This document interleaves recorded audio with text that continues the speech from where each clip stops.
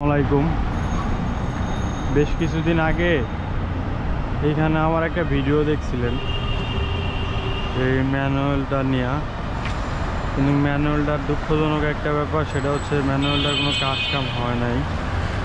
আজকে এক সপ্তাহ আগে আমি এই ভিডিওটা করছিলাম। ম্যানুয়ালটার অবস্থা এখন এমনই আছে। জানি না সিটি কর্পোরেশনের লোক এটা জানে কি না, মনে হয় না জানে। জানলে তো এই কাজটা করতো, কারণ এত একটা গুরুত্বপূর্ণ রোড, অ্যাক্সিডেন্ট হওয়ার কথাবার্তা তো বলা যায় না। কিন্তু বিষয়টা রোডের মাঝখানে খুবই দুঃখজনক একটা ব্যাপার। জায়গাটা এখনো ঠিক হয় নাই। আঙ্কেল, এটা অ্যাক্সিডেন্ট হওয়ার সম্ভাবনা আছে না? যে দেখে সেই বলে অ্যাক্সিডেন্ট হওয়ার সম্ভাবনা আছে প্রচুর। আমি যদি আপনাকে 5 মিনিট একটু ভিডিওতে দাঁড়ায় দেখাই, এদিক দিয়ে একটা ভাই একটু দাঁড়ান। অ্যাক্সিডেন্ট হওয়ার সম্ভাবনা আছে না ভাই? এটা দিয়ে অ্যাক্সিডেন্ট হওয়ার সম্ভাবনা আছে না? কিছুদিন আগে একটা ভিডিও করছিলাম, তখনও কাজ হয় নাই, এখনও হয় নাই ভাই। দেখেন 2 মিনিট, এই যে রানিংয়ে যে সিএনজি গেল, তার পাশাপাশি আর একটা গাড়ি আসলে। ভাই একটু দাঁড়ান, কথা বলি। ভাই, ম্যানুয়ালটা যে এই অবস্থায়, অ্যাক্সিডেন্ট হওয়ার সম্ভাবনা আছে না ভাই?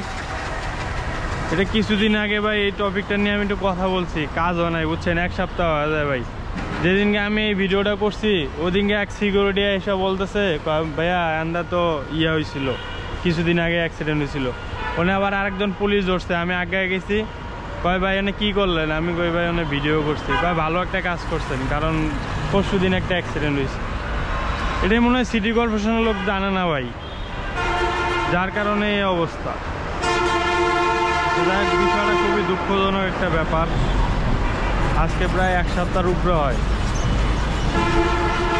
জায়গাটা এইরকম অবস্থায় পড়ে রয়েছে। সিটি কর্পোরেশনের লোক হয়তো এটা ব্যাপারটা জানাও না, দেখেও নাই, নজরেও আসে নাই।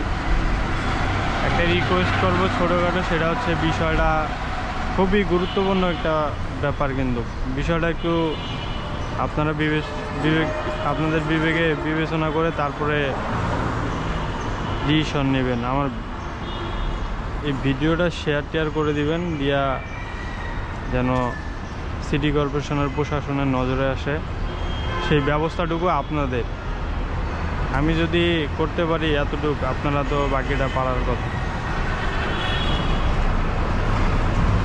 কি একটা অবস্থা, পুরা জায়গাটা একটা গর্ত হয়ে পড়ে রয়েছে। আমি তো চিন্তা করি রাত্রেবেলায় মগবাজার রুটে যেভাবে হুন্ডা চলে, আপনার 3-4টা হুন্ডা যদি রেস লাগে, একটা তো 100% এইটা এদের ভিতরে ঢুকে দেবো, ডাইরেক্ট চাক্কা সহ ঢুকে দেবো, এমন অবস্থা।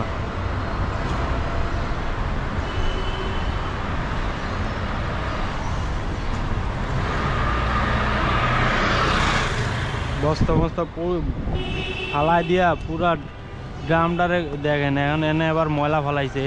এই যে ড্রামটা আছে না, টাঙ্গিটা পুরা এই যে ইট পাথর সব ফালাই দিয়া এখন এটারে ভর্তা আছে।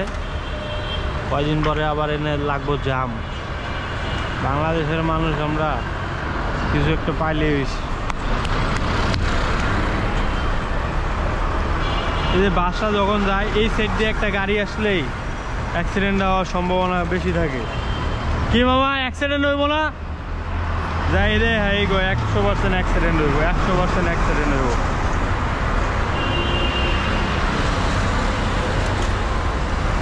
যাই রে, হ্যাঁ কয় অ্যাক্সিডেন্ট হইব। এই যে সিএনজিটা গেল না, ওই পাশে আর একটা গাড়ি গেলে 100% অ্যাক্সিডেন্ট হইব। ওদিকে আমার সামনেই লাগিয়ে গেছে, মানে ঘেঁষাঘেঁষি একটা অবস্থা, সিএনজি আর বাস।